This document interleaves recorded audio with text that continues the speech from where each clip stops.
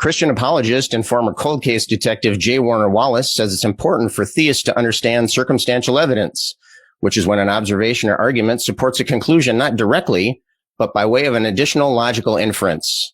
Wallace notes that it's rare and sometimes even impossible to have direct evidence of events in the distant past, and that circumstantial evidence can be just as relevant and just as powerful as direct evidence.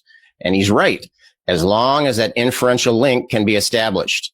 As atheists, we're often accused of dismissing evidence for the existence of a God without even considering it. But before making that accusation, ask yourself, have you established the inference that connects your evidence to your conclusion?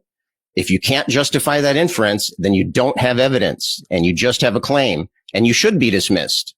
But if you can justify that inference, that means you're right. You do have evidence for your God. And if you're right, we want to hear it because we want to be right too. I find that so often in atheist circles that they refuse to acknowledge any sort of evidence, be it direct or circumstantial.